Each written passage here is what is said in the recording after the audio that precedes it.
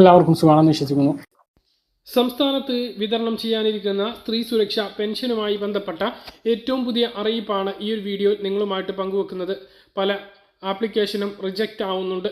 ഇതുമായി ബന്ധപ്പെട്ട വിവരങ്ങളുമുണ്ട്. എന്ന് വിതരണം ചെയ്യും എന്നുള്ളതുമായി ബന്ധപ്പെട്ട് വളരെ പ്രധാനപ്പെട്ട അറിയിപ്പും ലഭിച്ചിട്ടുണ്ട്. പെൻഷൻ കാത്തിരിക്കുന്ന എല്ലാ സ്ത്രീകളും ഈ വീഡിയോ മുഴുവനായിട്ടും കാണുക. ഇതിൽ ആദ്യത്തെ കാര്യം പറയാനുള്ളത്, ചില ആളുകൾക്ക് ആപ്ലിക്കേഷൻ നിരസിക്കുന്നുണ്ട്. അപേക്ഷ സമർപ്പിക്കുമ്പോൾ ഈ ഒരു രൂപത്തിലാണ് കാണിക്കുന്നത്. അതിനുള്ള പ്രധാനപ്പെട്ട കാരണം, റേഷൻ കാർഡിൽ സ്ത്രീക്ക് പകരം പുരുഷൻ എന്ന് രേഖപ്പെടുത്തിയതാണ്. സ്ത്രീ എന്ന് രേഖപ്പെടുത്തിയവർക്ക് മാത്രമാണ് പെൻഷൻ ഉള്ളത് എന്നുള്ളത് ഉത്തരവിലുണ്ട്. വെൽഫെയർ ഇ പെൻഷൻ .lsg.kerala.gov.in എന്ന സൈറ്റിൽ ക്ലർക്ക് ലോഗിങ്ങിൽ സ്ത്രീ സുരക്ഷാ മെനുവിൽ ആപ്ലിക്കേഷൻസ് വഴി ഓൺലൈനായി സമർപ്പിച്ച അപേക്ഷ ലിസ്റ്റ് ചെയ്യുന്നതാണ്. ആയതിൽ ജെൻഡർ സ്ത്രീ എന്ന് രേഖപ്പെടുത്തിയിട്ടുള്ള അപേക്ഷകൾ പ്രോസസ്സ് ചെയ്യുവാൻ സാധിക്കുന്നതാണ്. ട്രാൻസ് വുമൺ എന്ന് രേഖപ്പെടുത്തിയ അപേക്ഷകൾ സാമൂഹ്യ നീതി വകുപ്പ് ജില്ലാ ലോഗിങ്ങിൽ ലഭ്യമാകുന്നതാണ്.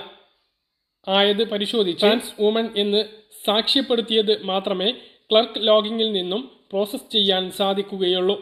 ട്രാൻസ് വുമൺ അല്ല എന്ന് രേഖപ്പെടുത്തിയ അപേക്ഷകൾക്ക് ക്ലർക്ക് ലോഗിങ്ങിൽ നിന്നും നിരസിക്കുവാനേ കഴിയുകയുള്ളൂ. ലഭ്യമായ അപേക്ഷകളിൽ തിരുത്തൽ ഉണ്ടായാൽ റിമാർക്ക് രേഖപ്പെടുത്തി തിരിച്ചു നൽകേണ്ടതാണ്. ആയത് ആവശ്യമായ തിരുത്തലുകൾ വരുത്തി ഗുണഭോക്താവിന് പുനഃസമർപ്പിക്കാവുന്നതാണ്.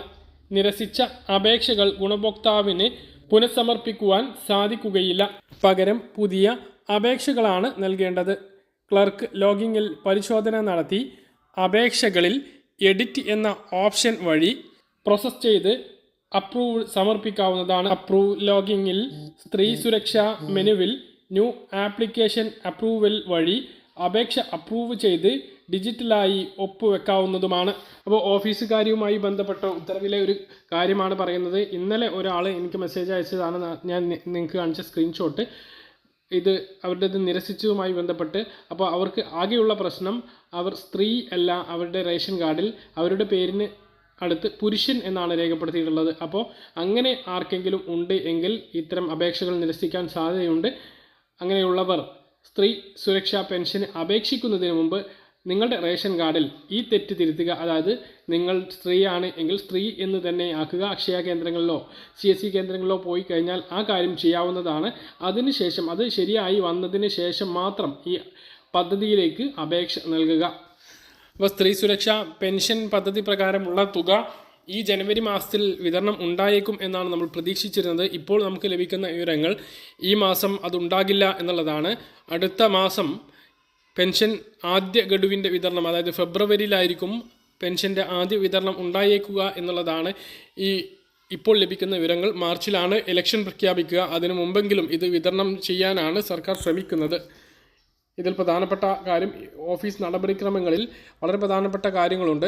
വെരിഫിക്കേഷൻ പൂർത്തിയായ അപേക്ഷകൾ അടുത്ത പഞ്ചായത്ത്, മുനിസിപ്പൽ കൗൺസിൽ യോഗത്തിൽ സമർപ്പിച്ച് അംഗീകാരം വരേണ്ടതാണ്. അപ്പോൾ അത്രയും കാലതാമസം ഉണ്ടാകും.